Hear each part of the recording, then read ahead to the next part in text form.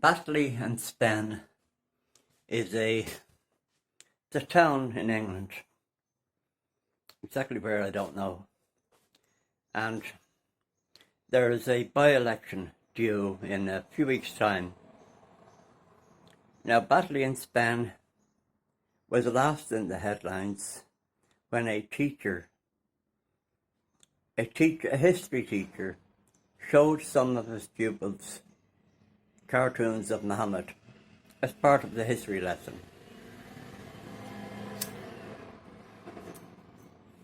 Now, since then, he's had death threats. He's been removed from the school, and effectively he's in hiding. One way or the other, his life is never going to be normal again. His life, in a sense, is over. Needless to say, all the usual suspects have expressed great concern about Islamophobia. No concern for the teacher whose life is ruined. The only concern is Islamophobia, as I say. Now, Anne-Marie Waters, the leader of the For Britain party, has decided to stand as a candidate in this election, and Tommy Robson is going to be helping her. As it is, he's been doing work himself for a documentary which covers Batley and a lot of what's going on in Batley. Now,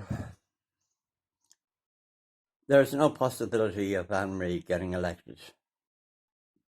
That's an impossibility. And it's quite possible that she won't just get a low vote, but she might get an embarrassingly low vote.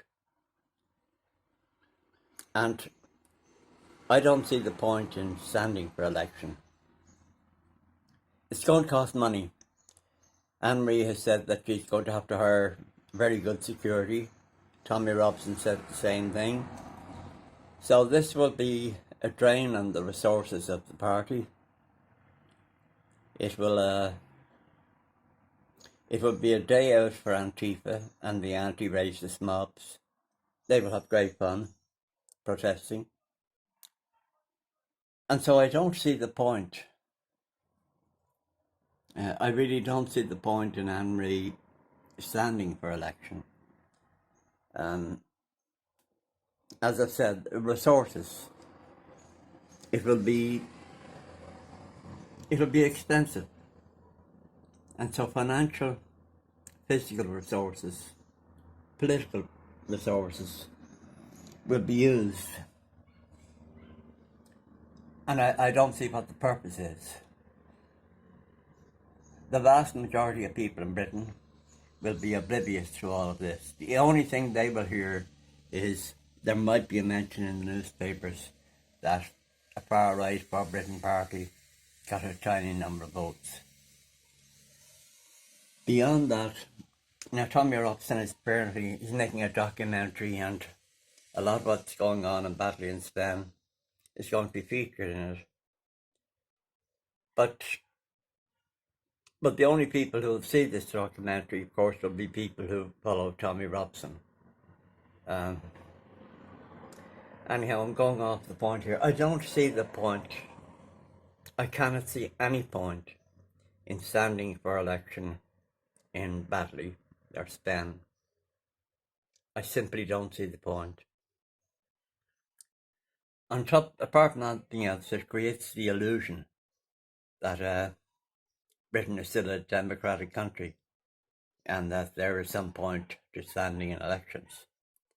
And of course, Britain is no longer a democratic country, and the chances for Britain getting a single candidate into Parliament is almost certainly absolute zero. Now, I'm a huge admirer of Anne-Marie Waters. I joined the For Britain party within days of it being established. She is, in my opinion, Britain's only hope. But all of this, none of this blinds me to the fact that, Anne-Marie has been making lots of mistakes. She, I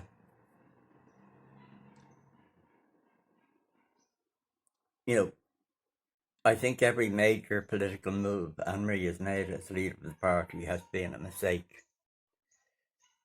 Anne-Marie keeps hammering home the message that it's not too late to change the situation in Britain by political means. But that's not true, and nobody believes it. No intelligent, sane person could possibly believe that democratic change is possible in Britain. It simply is not. The censorship alone would prevent that. The wall-to-wall, 24-hour-a-day propaganda. It's on television, on radio, in the papers. The next generation of young people growing up in Britain, they are literally being brainwashed. And quite literally, their brains are being washed every minute of the day, in every aspect of their lives. In the public square, in social media, the broader media itself. It's just wall-to-wall propaganda. And it's impossible for any population to survive that, to come out the other end with the capacity to think critically. That's just not possible. And if you talk to young people today, you'll find that the vast majority, they believe what they're being told. So there is no possibility of democratic change in Britain, none. And the reason is that Britain is no longer a democratic country. It's no longer a civilized, free society. Anne-Marie seems to want the Britain of old to come back. Well, that's not going to happen. I lived in Britain in the 60s and the 70s. I lived there for 13, maybe 14 years. And that Britain is dead. It's never coming back. The population is being replaced. The London that I lived in, it's now a foreign country. And the vast majority of people living there are not British. And this is going to happen in all the major towns, cities throughout Britain over the next 10, 15 years. The indigenous English population will become a minority. So